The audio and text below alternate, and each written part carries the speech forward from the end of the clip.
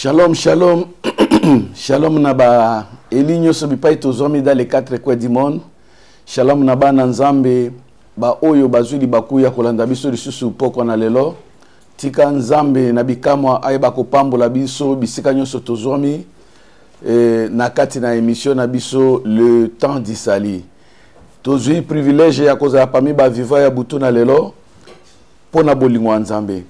Yangwana avant que tokota na message na biso to kende ko kanga miso bipai tozwami to yeba ko sambela kotika moma oyo na maboko na nzambe. Tendre Père, le Dieu de toute puissance, le Dieu qui bénit, topesio merci pour na butu kitoko pesi biso, topesio merci pour na tango oyo, topesio merci pour na ba grande chose au sein de biso mukona lelo. Ba mingi balukai komona butu oyo bazui ngolute. Mais bolingo no kat na biso nzambe sale ke toza parmi ba viva ya journée na lelo. Yangwana te recommander tant entre tes mains, toi qui as la puissance d'enseigner nanzia na molimo santo yeba kopesa biso nguya ya ko sakola pe ya koloba maloba na yo. Par l'action du Saint-Esprit, to telemeli nguya nyonso ya moini ya envoûtement, ya distraction o ezali ko confesser kombo na yote. Tika Saint-Esprit a kambabiso du début jusqu'à la fin dans le puissant nom de Jésus qui est notre véritable Dieu de Tolobi. Merci Seigneur Jésus-Christ. To pamboli nzambe po ete apesi biso occasion kitoko tika mukona lelo e pambwama pe ba elinyoso bazwili bakoya kolanda biso ba pambwama bipai bazwami. Avant toute chose tolingi kopesa nzambe merci parce que soki yete nde tokutani susu te pona koyoka maloba na ye. Nzambe aleka na kopambola ba elinyo so bisika bozwami. Nzambe aleka na kopambola papa na biso digital momo Patrick apambola mama na biso Pauline apambola bomoko mboka. Nzambe aleka na kopambola chéri nanga l'évangéliste Sephora Likenja apambola basali na nzambe nyonso oyo bakoti na kati na poko na lelo. Nzambe aleka na kopambola bana ya Mepsa Efrata ya Stockholm apambola bana Mepsa na Yeteboro na Angola pe bipai nyonso bazwami. Nzamba leka kopambola papa na biso Dr Ezaï Saïf apambola pe mama na biso Mosakoli Mete pe basali nyonso oyo bakoti na poko na lelo. Na yebeke to aussi tokotaki na introduction ya message na biso sur la conquête par le feu. Yangwana toko continuer na suite ya message na biso.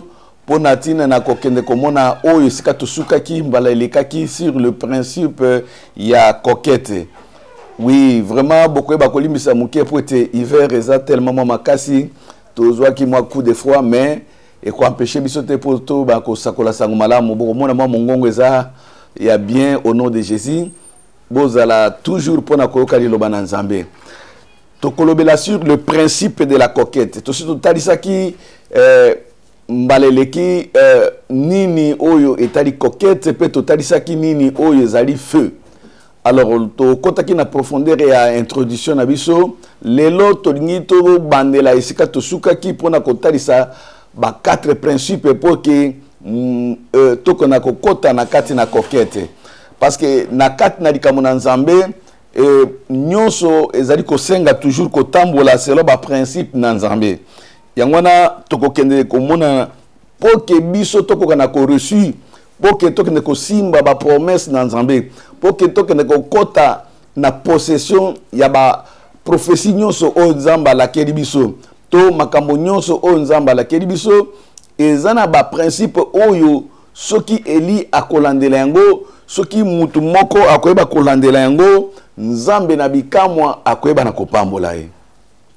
Mbala mingi na makambo nzambe toyeba kokota mais toyeba kateke nzamba zali nzambe ya ba principe azali nzambe moko oyo ati kopesa biso maloba na ye lokola boussole oyo ekambaka ba pilote, c'est-à-dire que à travers sa parole nde tokende ko découvrir ba principe nzambe na domaine nyonso po ke tokona ko exceller po ke tokona ko reçu po ke tokona ko kota en possession na ba promesse to ba prophétie oyo nzambe apesi biso déjà à travers sa parole.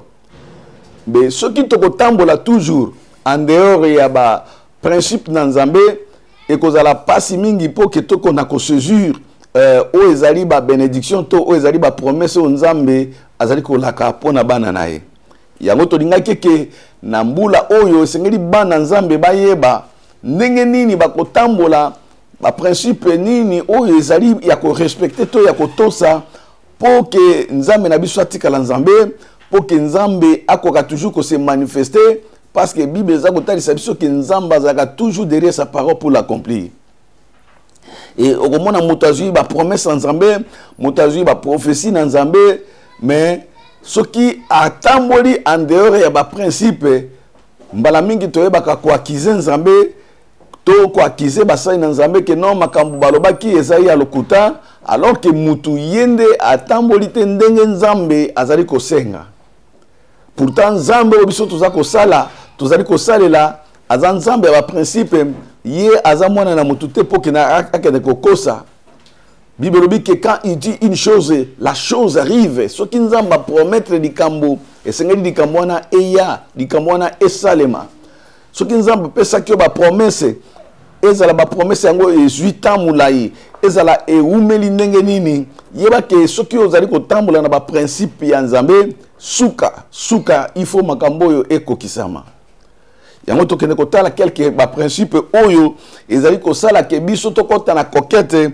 Ce qui toza déjà ya kopakola mananzia na molimo santu esengeli makambo oyo biso toko na koyeba po ke année oyo eza année oyo nzamba alingi ko visiter peuple na ye eza oyo année nzamba alingi asa makambo ko kamwa kati na ba elignyoso eza année oyo esengeli to témoigner munene na nzambe na biso. Principe ya liboso ezali po moto akona kokende ko reçu to akota na possession ba promesse nzamba pesi to na coquette ba promesse nyoso nzamba siko pesa parce que to mona ke Israël po balongo na Égypte ezaki na promesse ya Kana o nzamba pesa ki bango onde ko tambola po ke bakena kokota na Kana mais ezaki po bakoma na Kana il y avait des principes esengeli bango batosa nzamba pesa ki bango ba directive to maloba na ye o esengela ki bango bakoka kotosa po ke bakona kokoma kuna. Awa principe ya liboso po ke toko na ko réussir ezali vision. To il faut avoir la vision. Bien aimé, avoir la vision lingi ko loba kozana emonise di kozana likanisi kozana likambo oyo zali ko mona na mutu na yo. Kozana makanisi moko to projet moko bongisi na kati na mutu na yo. Kozala na likanisi moko oyo lingi nzamba salela yo po otola munene na nzambe. Bato mingi tozali kokende kosambela bato mingi baza koluka nzambe mais baza na vision te ya vie na bango baza na vision te ya avenir na bango baza na vision te to projet moko te oyo baza kozela ke nzambe asalela bango. Okomona Eli aye na église asa kobondela pe aye kokuta na bato na nzambe azoloba ke papa na lingi nzambe apambola ngai e bongo soko kutuna moto lingi nzambe apambola ona eteni nini mingi mi romona moto aza kozanga réponse aza kokoyeba te exactement alingi nini. Et puis moto akoloba que Dieu me bénisse semna nzamba pambolanga kaka na lingi nzamba apambolanga kaka alors que bénédiction na nzambe eza na bandenge ebele et tango yo za koyepa na nzambe il faut koyeba oza na besoin ya nini en dehors ya vie éternelle oyo biso nyonso tolukaka mais aussi le temps que toza na sena moi toza na besoin que nzamba saila biso ba makambo toza na besoin que to mona loboko na nzambe et mutu na mutu selon vision azana yango mutu na mutu selon projet oyo ye azana yango yango na mbula oyo bien aimé bipa yo zali ndenge na lobaki que toza na point de départ biso nyonso toza na ligne ya départ na pesaka toujours exemple oyo ya ba athlète to ya athlétisme okomona ke bato oyo bakimaka mbangu to baathlète bazalaka na ligne bango nyonso pe tango bakobeta départ to go eke bango nyonso babanda kokima vous allez remarquer que mutu na mutu azali kosala effort selon oyo eza na motema na ye bato mingi bakokima mais na suka nango komona ke mutu moko moto akokende kozwa keni to pe akozwa médaille bamosusu bakozwa médaille d'or bamosusu bakozwa médaille d'argent bamosusu bakoya kozwa médaille ya participation kaka ba médaille ezalaka ndenge na ndenge. Alors awa baoyo bakokima te selon ba principe parce que Bible lobi que l'athlète n'est pas couronné s'il n'a pas combattu selon les règles. Mokimi akoki kozwa couronne te bakoki ko pesa e médaille te soki akimi te selon ba principe oyo esengeli ke a respecter yango. Yango na Bible za kotalisa biso ke na ba nyonso bakimaka moko kaka motazoka couronne. Ningi ko loba ko ozala bato ebele na kati na église biso nyonso tozala lokola ba athlète mais pourtant to koma na suka mutu na mutu a témoigner mouné na Nzambe il faut bato bakima selon ba principe o Nzambe ache pour que ba mona loboko na ye. Na principe o tozolo bela liboso sur la vision Nzambe azali ko linga ke biso tozala ba véritable visionnaire. Vision nini yo ozana ngo pona mbula oyo. Projet nini oyo yo ozana ngo pona tia na mbula oyo. Likanisi nini yo ozana ngo oyo posa nini ozana ngo oyo ozali ko présenter Nzambe pour que Nzambe asale la yo mbula oyo. Bien aimé tango ozali ko senga pamba te. Senga lokola moto ayebi eloko ya za koluka. Ko sambela te lokola moto ayebi Nzambe te. Parce que Nzambe asalaka selon vision oyo moto azana yango. Tokende kotala na mokanda na Josué chapitre 6 verset 1 kino na verset 2. Omona ke vision eza eloko munene. Nzambe alingaka ba visionnaire, Nzambe alingaka bato bazana ba projet, Nzambe alingaka bato bazali ko présenter ye grandeur ya problème to ya vision o bazana yango conformément na maloba na ye.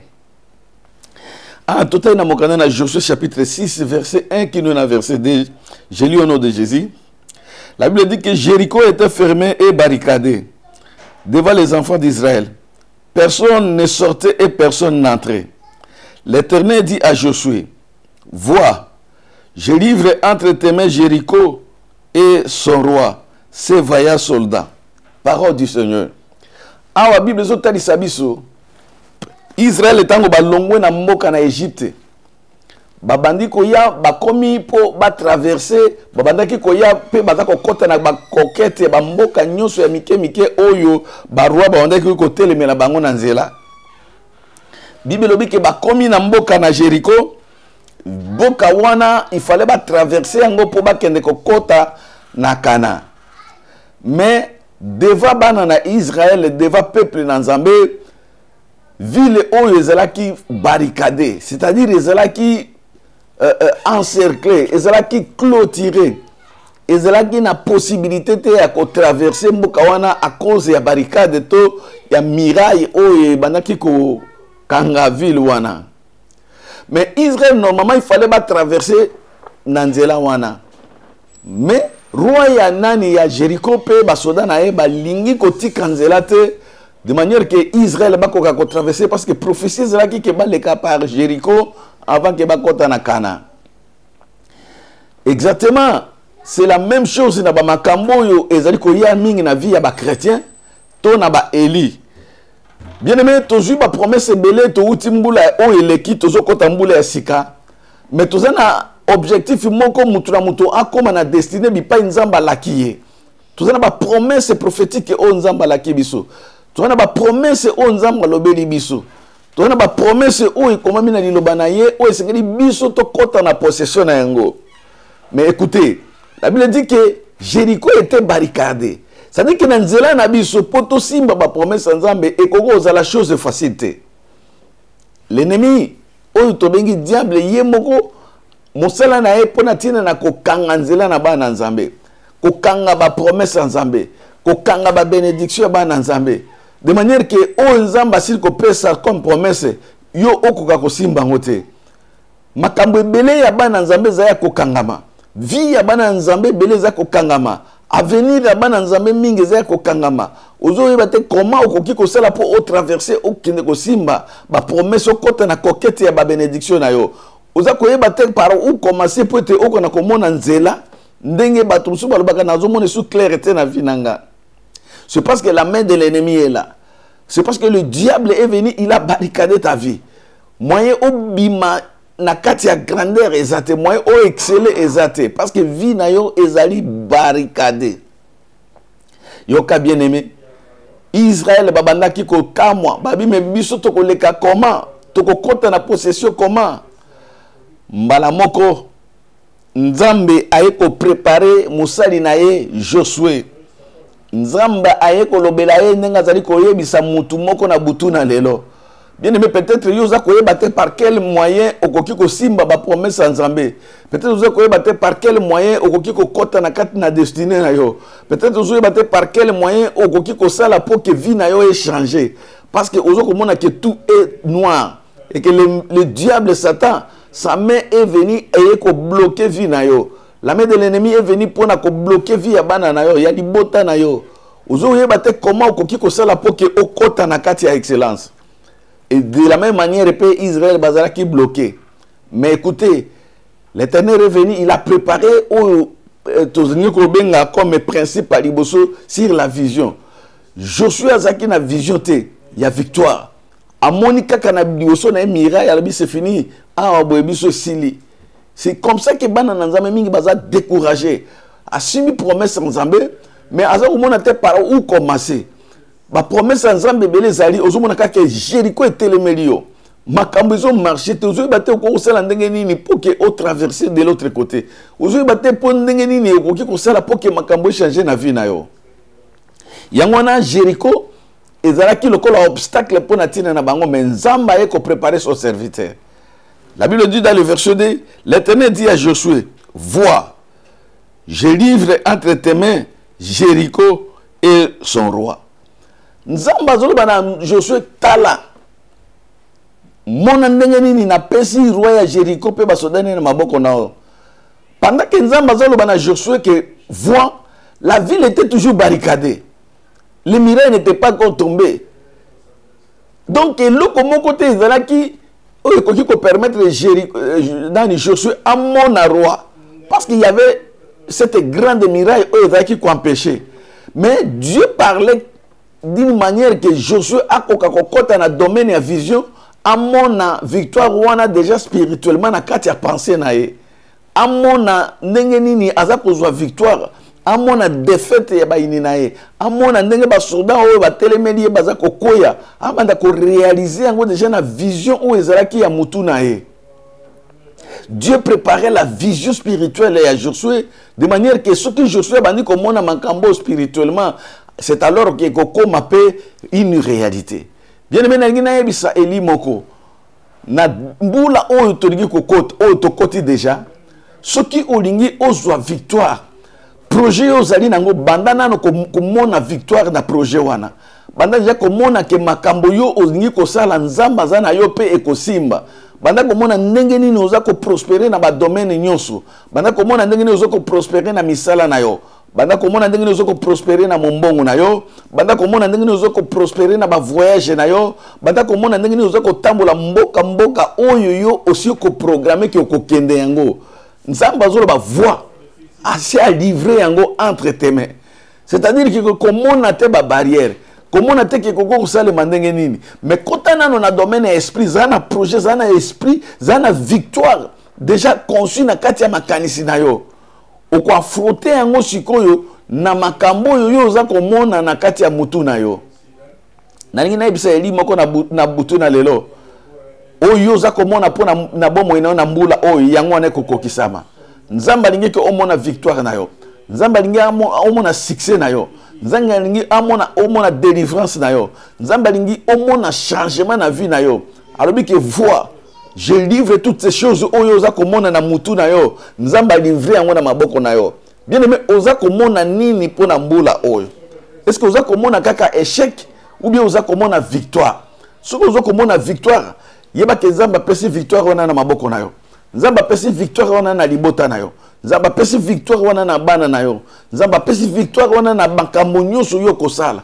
soko oza komona makambo minene yeba ke nzamba pesi yango entre tes mains alongoli yango na maboko ya bayini na yo alongoli yango na maboko ya bandoki alongoli yango na maboko ya banguna nzamba pesi yango entre tes mains c'est-à-dire ba projet nyonso yo za nango vision yo za nango réussite nango za na maboko na yo tout ne dépend que de toi. Si tu crois que makambo yo za kokanisa le Seigneur est capable de le faire yeba ke mbulo yezo kokokisama dans le puissant nom de Jésus-Christ. ba nyonso bazana vision ya grandeur pour na mbula oyo succès ekolanda bango ba nyonso bazana vision ya excellence pour na mbula oyo excellence ekolanda bango ba nyonso bazana vision ya prospérité bako conquérir pe na domaine wana ba nyonso bazana ba vision ya makambo mariage bango pe bokomona bango kobala parce que Dieu ne fait que ce que toi tu vois.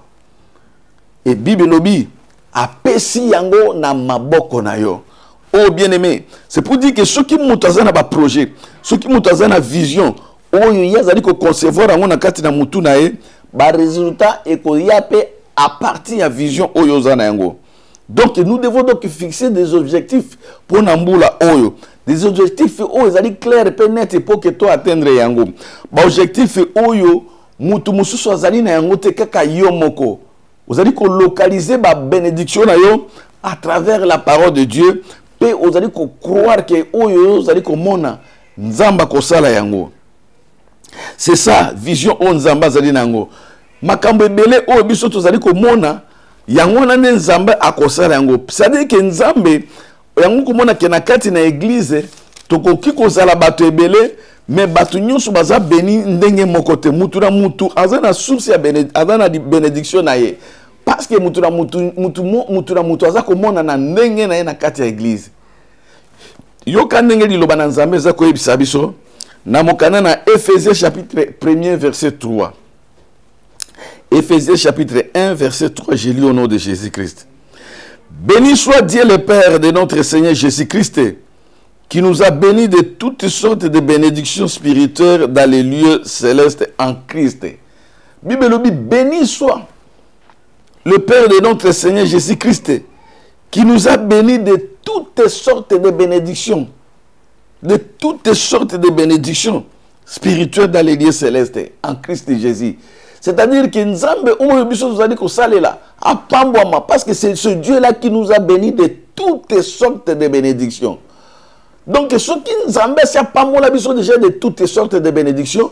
Vision, na cause na cause la moukete parce que na kati ya mapamboli nyonso wana Dieu nous a déjà bénis. Et ce c'est que yo kota na kati na monde spirituel pour tirer toutes sortes de bénédictions au banda ko réaliser yango na mutu na yo au banda ko mona makambo nzamba si apesa yo déjà banda kala toutes sortes de bénédictions.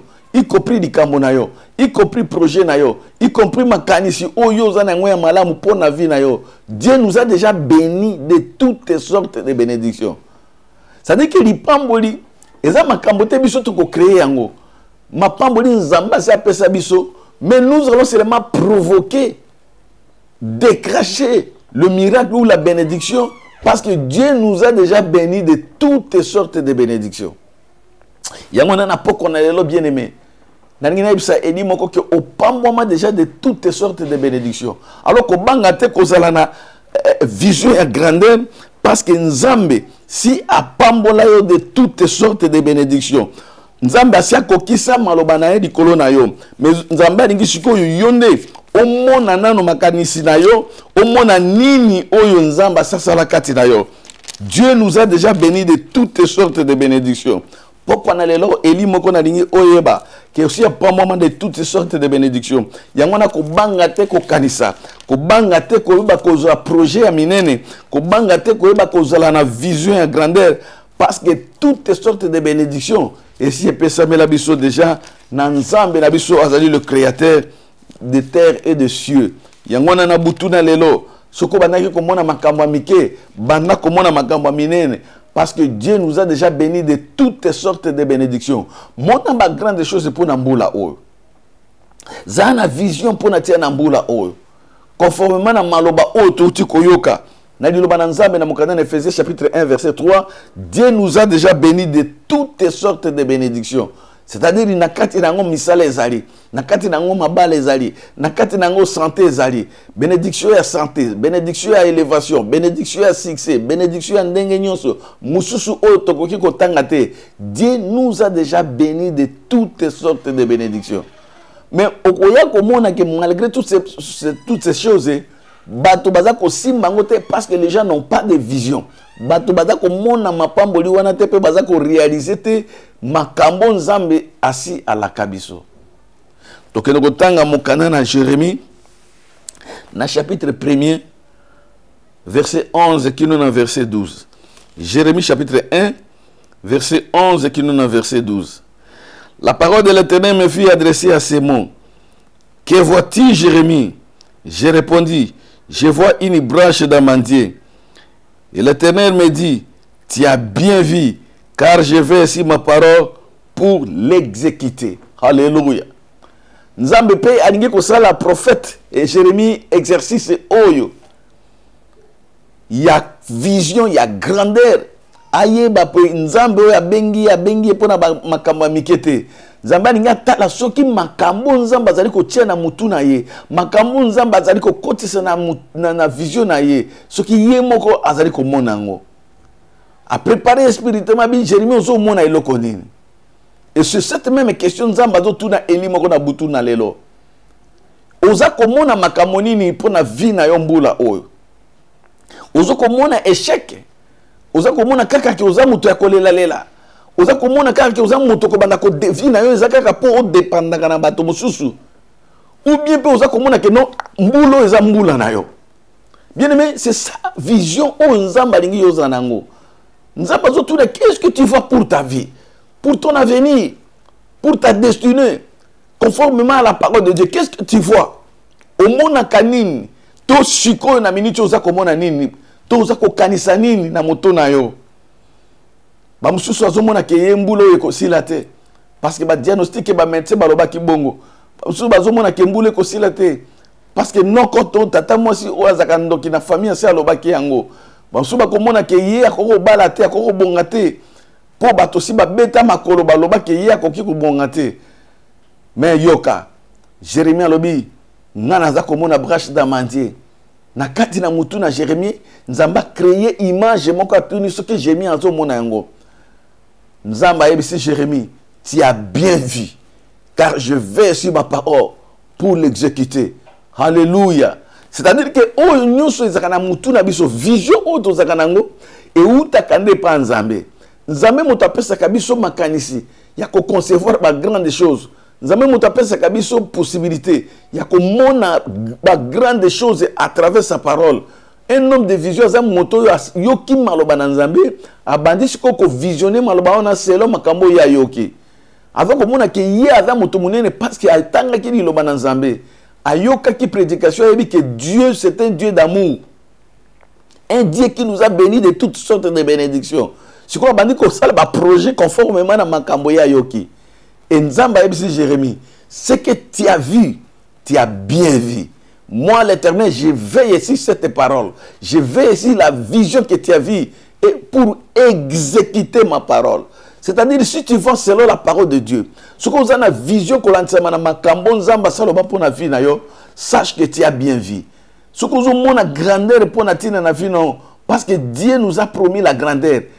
Ce que nous avons élévation, c'est parce que Dieu nous a promis l'élévation. Ce que nous avons succès, c'est parce que la parole de Dieu nous promet le succès. Ce que nous avons bana, conformément à la parole, toutes choses où nous avons la vision conformément à la parole, la Bible dit que tu as bien vu. C'est-à-dire, mon makambo, kolandisa ma promesse nous avons pesi. Yangwana na dingina yebisa eli moko na butu na lelo. Ce qui yo oza komona ba grande chose parce que yo kaki liloba na Nzambe. Ce que oza na ba projet ya makambo minene, sache que Nzambe a ko exécuter makambo yo oza komona. Nzambe azali ko veiller na maloba na ye pour a exécuter makambo yo ozali komona. Principe ya mibale esengeli ke soki moto alingi akende kokota na possession ya ba promesse, akende de coquette en coquette, de succès en succès, ce qui nous a la vision, biblique, principe mibale, il faut se confier à Dieu à travers ses prophètes. Oui, il faut se confier à Dieu à travers un prophète. Le Dieu que nous servons, c'est un Dieu qui ne se voit pas. Mututa kokiko ya la muke babilo na mona ki Nzambe. Nzambe alobi ke oya komona moninga na ye moto, azali komona Nzambe à travers mutuwana. Dieu se manifeste toujours à travers ses serviteurs. Oyo bato ya poni na kati na lingoma Nzamba koko pona bato a établir bango a pakoli bango pour bazala ba représentant na ye pe babanda koloba ainsi dit l'Éternel. Et Bible lobi, si vous vous confiez à ces hommes-là, dans 2 Chroniques chapitre 20 verset 20, Bible lobi, confiez-vous à ces prophètes, confiez-vous à l'Éternel votre Dieu, vous serez affermis, et confiez-vous à ces prophètes, vous réussirez. C'est-à-dire que bato nyonso oyo bazali ko se confier na basali na Nzambe, et ça principe bien aimé. Kolobate ngai nazana kati na poto, pasteur était moto amema kinga na poto, pasteur était moto afutela kinga tike, pasteur était moto azali maître ya vie nanga ye moto alié sakangate. Non, il est vrai que pasteur alié sakayote, mais si tu veux prospérer dans la vie, si tu veux réussir dans la vie, Nzamba pesi ba sakoli, ba sali na ye pouvoir wana to bazala ba déclencher ya réussite to ya bénédiction ya peuple na ye. Yenzamba lobiango que confiez-vous à ces prophètes et vous réussirez. Bien aimé, depuis le temps de la Bible, Nzamba bandaki toujours komi monisa nanziana basali na ye. Nzamba bandaki toujours kosa makambo nanziana basali na ye. Yango no kokene komona ndenge mokana na Nzambe zali koyebisa biso na mokana na Osée chapitre 12 verset 14 natangi yango noki Osée chapitre 12 verset 14 natangi na kombo na Yesu Christ. Par un prophète l'Éternel fit monter Israël hors d'Égypte, et par un prophète Israël fit garder. Alléluia. Bible lobi, c'est par un prophète que l'Éternel fit monter Israël hors d'Égypte, et par un prophète Israël fit garder. Donc pour obima na maboko ya Satana, Nzamba kosala ngo toujours à travers un homme de Dieu. Pour réussir ma grande chose, d'ailleurs pour oser la même garder. Bible dit que c'est Dieu va te garder par un prophète. Nzamba kobomba yo, akobomba libota na yo, akobomba bozui na yo, akobomba ba projet na yo à travers un homme de Dieu oyo yo ozali kotambola na ye, oyo yo o confier ye, oyo yo moni ki azali serviteur ya solo, parce qu'il y en a encore des vrais serviteurs. Oui, ba oya solo bazali nano bien aimé. Bible lobi ke Nzambe abimisi Israël na Égypte na nzela ya musakoli. Pe na nzela na musakoli nde abombi bango. Tolinge ke mbula oyo Nzamba bomba biso. Bien aimé, nous devons marcher avec des hommes de Dieu. Nous devons être ensemble avec des hommes de Dieu. Nous devons écouter des hommes de Dieu. Parce que Dieu va se manifester toujours à travers ces hommes-là. Nzamba koya komi monisa à travers basakoli, à travers ba onyoso ya pakoli bango, oyo atie bango na kati na lotomo na bango. Tokotanga na mokana na Amos chapitre 3. Nzamba pambola eli moko. Yoka Amos chapitre 3, le verset 7, j'ai lu au nom de Jésus-Christ.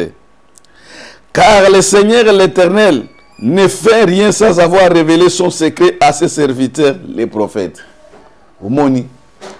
Bible dit, le Seigneur ne fait rien sans avoir révélé son secret à ses serviteurs. C'est-à-dire que ceux qui t'ont réussir, na vie na biso, t'ont côté na ba projet en Zambé, na ba promesse en Zambé, t'as na katia vision, mais vision na biso, il faut les accompagner par un homme de Dieu. Il faut les accompagner d'un homme loin de Dieu. En wa Bible dit, pourquoi? Parce que car le Seigneur ne fait rien. Ce qui était à révéler ba secret naye na basali naye. C'est-à-dire que tant que vous allez kotambola, tant que vous allez kosala ba faire, tant que vous allez kosala makambo ya ndenge na ndenge, avant que likambo ya mabeya, Nzamba ko révéler liboso mosali naye. Nzamba ko révéler liboso mosakoli. Nzamba ko révéler liboso toujours un homme de Dieu oyo oza ko marcher naye. Nzamba ko yebisa ye, esengeli bobondela. Tala di kama ezako ya. Pe mutu na Nzamba ko benga albi mama ndeko na moni boye yaka to bondela. Mabe longwe. Soki peza di pamboli, Nzamba ko ba ikobi tangu na ngina pambola mwana na ngai. Pe mutu na Nzamba ko benga ba ko tia loboko ba ko bondela pona yo di pamboli na ope osimi na maboko. Bien aimé ko négliger ba sai na Nzambe te to lokola to bani mbula ya seka. Tambola na bato na Nzambe oyo yo ozali ko mona ke bazali bato na Nzambe. Yo kape bato wana. Parce que la Bible dit, confiez-vous à ses serviteurs, vous réussirez. ceux qui se confient na moto na nzambe te et kozala passe pour que yo okona ko réussir na kati na misala oyo nyonso yo kosala mbula oyo. Bande ko ngai bande ko mingi pe ba eli mingi bazali ko échouer. Pourquoi? Parce que bazali ko négliger principe oyo ya ko tambola na basali na nzambe. Omona moto azali ko banda ba faire na ye mais moto alingi te ke musali na passer na ayeba. Tango makambo ebebi ne siko akomi koluka basali na nzambe. Papa, il y a un bon de la pour n'angata li kambo zali boué. Mais tant que bandaki projet, moto nzamba yeba kité. Tant moto bandaki fiançailles, moto nzamba yeba kité. Mais ce qui m'a kambo baby mariage et baby, bah ça dans nzambe de ba komi ba problème. Si ko Seigneur yo comprendre que le Seigneur ne fait rien. Aux même fiançailles avant que bobalana kende pas moto nzambe ba sambela. Parce que ça vie na moto zali ko dépendre. Olingo ça la projet moko ya voyage to ya nini. Kende okuta na moto nzambe. Moto nzamba ko bonde la nzambe pe akopeso ba orientation bipai nyonso zomi na 4 coins du monde mbulo yo bien aimé sala na no expérience wana ko tambola lisusu yo moko te tambola na bato na nzambe yoka bato na nzambe parce que ça principe munene basai na nzambe babundisaka bango te naza koloba toujours que là où il y a le faux il y a toujours le vrai. Même attention qui osera qui dessine à bato na nzambe mususu mais sache qu'il y a aussi des vrais au bazali. Ba race oyo ya réserve de l'Éternel bazali nano kuta na bango pe nzamba ko sale la likambo na ngona na poko na lelo na lingi eri moko ayeba tokende kotanga na mokala na 1 Samuel chapitre 9 le verset 6 jusqu'au verset 9. 1 Samuel chapitre 9 le verset 6 jusqu'au verset 9. Il y avait un homme de Benjamin nommé Kis. Du solo o eza tellement moulai mais na dingi biso to sauter kaka to tanga mbala moko na verset 6 pe to kitin wanate na verset 8. La Bible dit ceci: le serviteur lui dit, voici il y a dans cette ville un homme de Dieu, c'est un homme considéré, tout ce qu'il dit ne manque pas d'arriver, allons-y donc, peut-être il fera-t-il connaître le chemin que nous devons prendre. Mais Saoul dit à son serviteur, mais si nous y allons, que porterons-nous à l'homme de Dieu? Car il n'y a pas de provision dans nos sacs et nous n'avons aucun présent à offrir à l'homme de Dieu. Qu'est-ce que nous en avons? Le serviteur reprit la parole et lui dit à Saoul, voici j'ai sur moi le quart d'un cycle d'argent. Je le donnerai à l'homme de Dieu et il nous indiquera le chemin. Verset 9. La Bible dit ceci: autrefois en Israël, quand on allait consulter Dieu, on dirait, venez, allons voir un voyant. Car celui qu'on appelle aujourd'hui le prophète s'appelait autrefois voyant. Parole du Seigneur. Awa tozali komona ndenge nini Saul oyo bibwele na tata na ye ebungaki akei po bakende koluka ngo bakomi na mboka moko bazaki na mosali na ye bibelobi ke mosali na ye bandi kopesa ba instruction bandi kopesa révélation moko kitoko epa na mokonzi na ye abi papa tokomi toluki to monite mais nga na yebi na ningi na peso proposition moko avant que tozonga mais na kati na ville où ezali boso na biso il y a un homme de Dieu parce que tosali na makanisi na biso tosali na oyo biso toyekoli to koti na ba géographie onyo so toyekoli na classe mais to suis succès mon côté mais situation na biso to koma nano kokuta na moto na nzambe c'est un homme considéré. La Bible dit que tout ce qu'il dit arrive. Alléluia. Mosali a eu révélation le dit que c'est un homme considéré et que tout ce qu'il dit arrive. Pourquoi tout ce qu'il dit arrive? Parce que Dieu yende moto apesa basali na e capacité wana ya mona makambo, ya koloba makambo, ya koyeba makambo oyo mutu nyonso te akoki koyeba. Penzamba tiena minoko na basakoli na basali na ye maloba oyo ezali insu du l'Éternel. Bien aimé, naïbi que obungisi biloko ebele, obungisi ba promesse ebele, obungisi libala, obungisi misolo, obungisi makamunyoso ya kitoko zaki nango. Mbula oyo Bible lobi ke nzamba linga tali soke soko lingi o resir kota na kati na ville. Basai na nzambe bazali. Kota na kati na ba église. Bato na nzambe bazali. Ba nzamba pakoli bango na mafuta. Des hommes considérés. Bato bazali koloba ainsi dit l'Éternel. Bible dit que tout ce qu'il dit arrive. Alléluia. Bien-aimé, ndeko ya lobi, bon, problème était toujours kende. Mais ndenge nini tokoki kosala parce que nazana eloko tabi tenga nazana moi meya awa. J'ai quelque chose pour offrir à l'homme de Dieu. On est sur ce communiqué moussous. Ça dit que tant l'église bazali ko kola, nous devons savoir que tant toujours que consulter moto nzambe, il y a ce qu'on appelle les offrandes des prophètes. C'est Dieu lui-même qui a institué ça. Yango moni komami. Ezali pillage jeté. Ezali te bazali ko yiba yoto bazali ko botola obozui. C'est comme ça depuis le temps de la Bible nzamba bazali ko fonctionner. Bible bi ke bakei mona mosala bit bon ngana ko bimisa paro ngana zana ngona ko pesa pona likambo na yo. Quel amour azaki nango. Parce qu'il savait que tant ba ko koma makambo monto nzamba koloba et ko sale mabongo. Alléluia. Bien aimé, nous devons apprendre à comment un bateau bazana ba difficulté devant le Seigneur.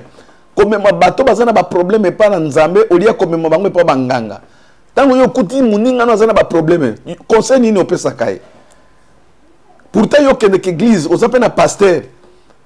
Mais moyen o benga famille non église ça te. Moyen o benga ba camarade non église ça te. Ozoka bateau bazana ba problème et belé. Mais yo ozoko préférer au tiki montazana ba problème au lieu le bané.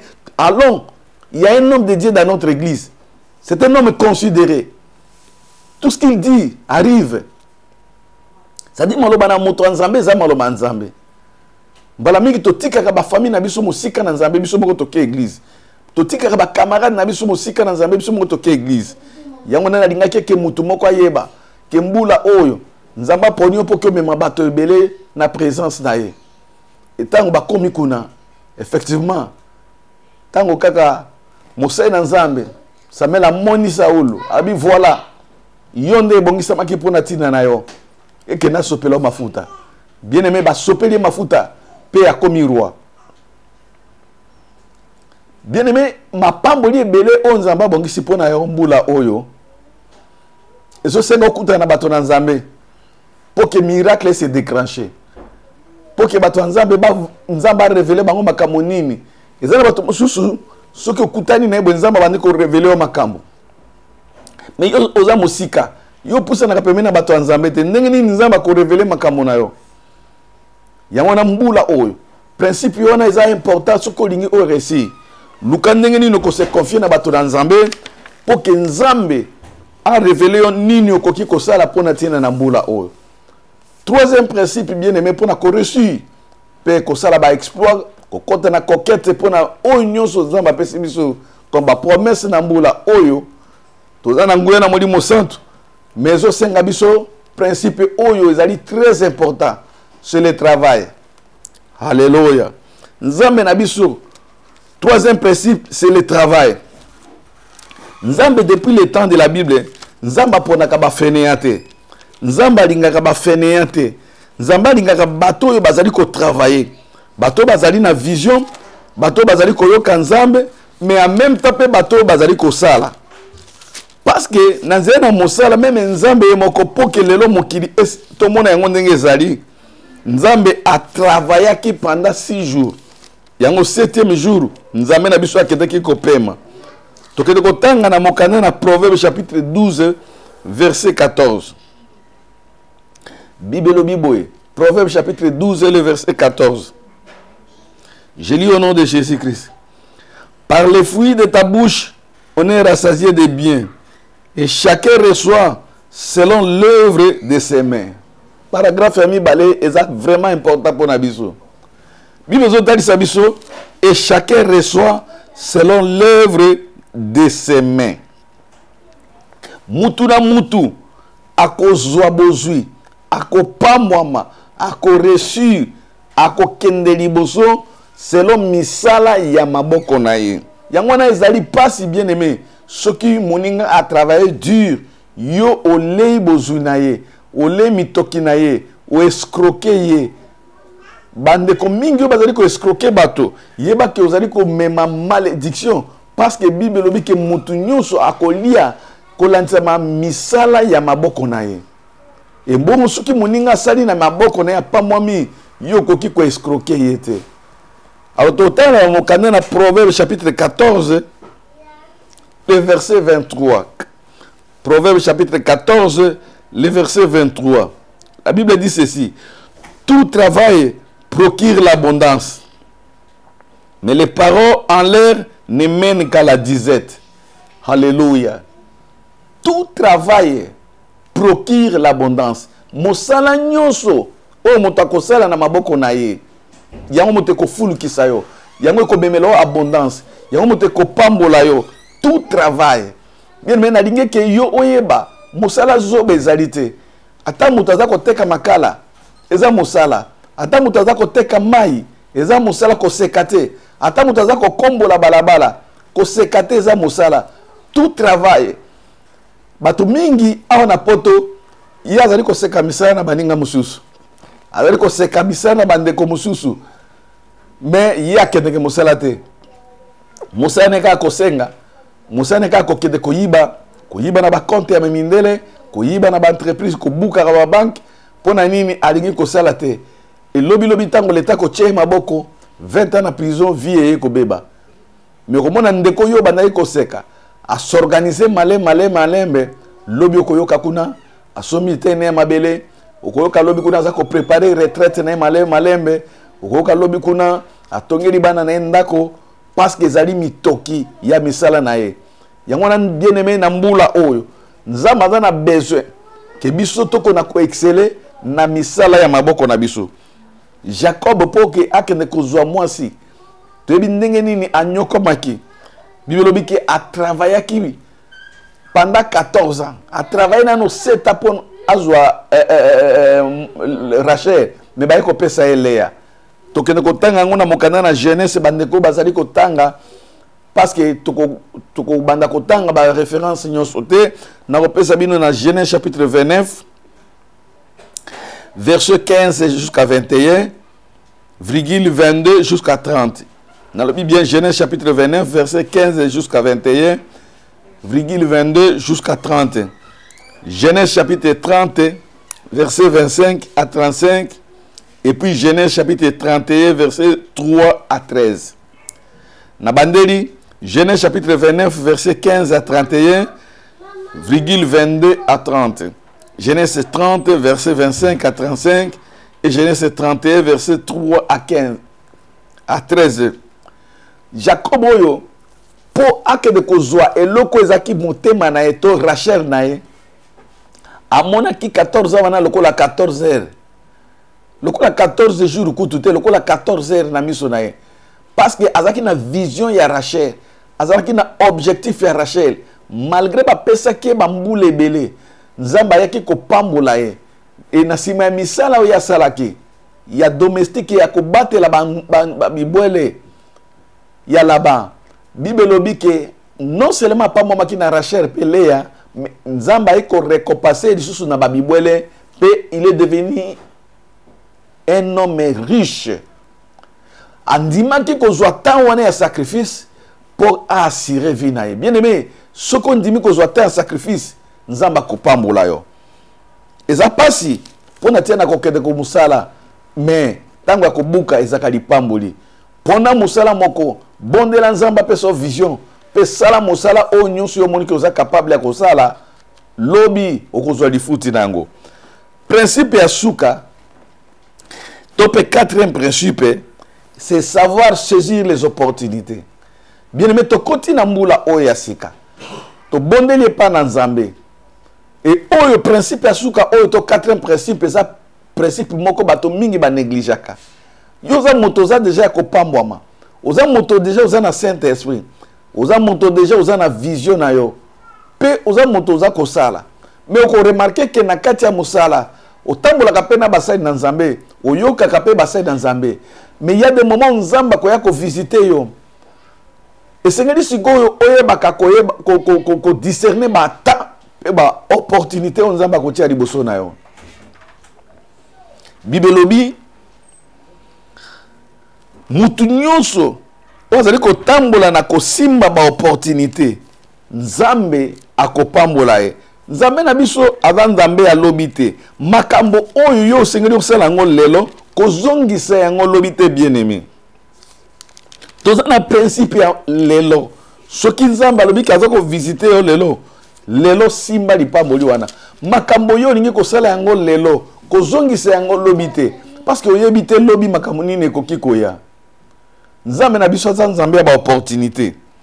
Tokofungola mokanda na Josué chapitre 3 le verset 7. Josué chapitre 3 le verset 7. L'Éternel dit à Josué: aujourd'hui, je commencerai à t'élever aux yeux de tout Israël afin qu'ils sachent que je serai avec toi comme j'ai été avec Moïse. Tango mission na Moïse esidi, nzamba bengi Josué alobi na ye, lelo nazako banda kotombolo na miso na Israël po bayeba ke nzambe na kozala na yo ndenge nazalaki pa na Moïse. Nzambe tango apamboli Josué alobaki nete ke bon mikoleko ya na banda na kopambola abite lelo. Et Josué a saisi l'opportunité wana. Yango no moni Josué tango akomi na bokonzi absangisi Israël abi bo sikoyo bino bopona nzambe nini bino bolingi kosalela. Lokola ngai na moni nzambe oyo, moi et ma maison nous servirons l'Éternel. So bino boponi ba nzambe ya misika ya ba égyptien ngana zoko yebisa bino ngana libota nanga to servir nzambe. Nzambe zo yebisa Josué abi que aujourd'hui je commence à t'élever. Bien-aimé, nzambe na biso nzambe ba opportunité. Tango likambo ya kosala ngo ezali lelo, sala ngo lelo. Nzamba za nzambe ya aujourd'hui. Ala nzambe te ya kolalisa makambo. Ba projet mingi eza kolala parce que tozo kolalisa yango. Makambo mingi toza ko rater yango parce que toza kolalisa yango. Nzamba bi je commence à t'élever. Yango na lingi na déclarer liko na vie ya élu moko que makambo yo zo koyoka nzamba zolo bango epa na yo. Le long des amukolo na yo. Le long des amukolo nzamba lingi ko élever yo. Na miso na ba famille na yo. Na miso ya bandeko. Nzamba za ko yebisa élu moko azo kolanda ngai que aujourd'hui Dieu commence à t'élever. Aujourd'hui, Dieu commence à créer la différence. Aujourd'hui, Dieu commence à te donner de nouvelles orientations. Et à ça, il y a grandes choses où il y a la terre. Et ce qui nous a fait sur promesse, c'est que nous avons fait le mapé bongo. Nous avons fait makambote que azelaka zelaka. Nous avons fait nzambe umelaka. Non, mukolotano yokokoka. Simba mukolango, simba peta yango, kotika susu opportunité te.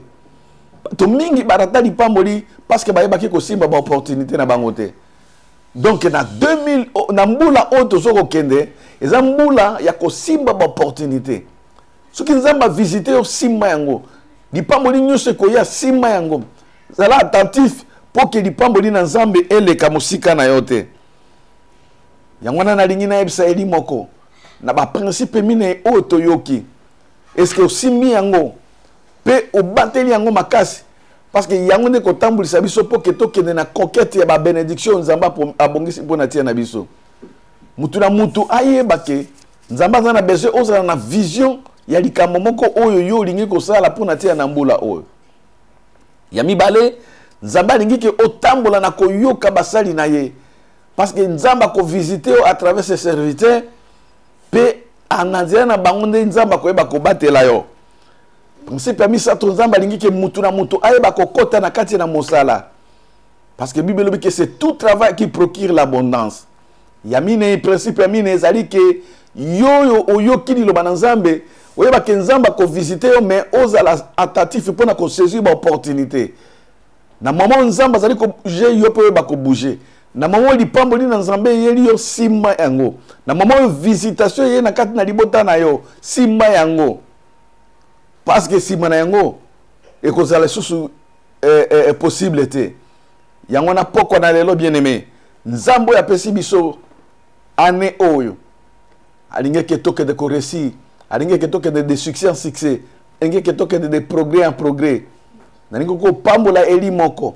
Waza na vision ya grandeur pour na mbula oyo.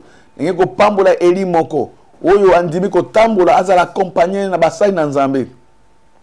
la nzambe na bikama fungola lola pona ko pambola eli moko oya ndimi ko luka mosala pe abada ko travailler durement na ba domaine nyonso ezala ba faire privé ezala na misala ya ndenge na ndenge nzamba pambola mosala na eli nyonso ba nyonso bazali ko sa misala ba bazana ba projet poko na lelo nzamba pambola bino nzamba kede ko simba biso après so sensibilité prophétique pona ko ba ko comprendre ba opportunité ya visitation na nzambe tango nzamba azali ko visiter yo poko na lelo ezala poko na lipamboli bipa yo zwami okosenga pa na nzambe ke kolo ngai oyo nalingo pesa nga makoki na tambula na ba principe oyo mine de manière que mbula oyo na tato la munene na yo nalingo ke zambo tondisa nga ne pakola mina sensibilité prophétique en fait que kolo na simba ba opportunité nyonso opportunité moko te ya lipamboli ele kangai sika ozwami ndeko nangi na sambela pona tina na yo. Tendre Père, le Dieu de toute puissance, n'a pas molio parce que vous allez nzambe na bikama. Merci pour na maloba na yo. Merci nkolo poete yo za nzambe oyo okokisaka oyo bimaka na munoko na basali na yo. Pambola bandeko nyonso selo ba vision mzana yango pona mbula oyo. Boyo bakangi misala minene, bakangi ba projet minene nzambe ba mona loboko na yo. Boyo bakondima ko tambola na basali na papa ba mona loboko na yo. Ba nyonso bakosa misala pambola misala ya maboko na bango pe ba projet na bango. C'est aussi Saint-Esprit asimba peuple na fait que bazala sensible na visitation nyonso oyo yoko kitsa liboso na bango. O nyonso ya ténèbres puissance nyonso égarement o nyonso ya envoûtement ya kakubunisa bana na to rendre yango sans effet. To déclarer année comme une année nzambe ya coquette par le feu du Saint-Esprit. O mimuni sakio zali nzambe.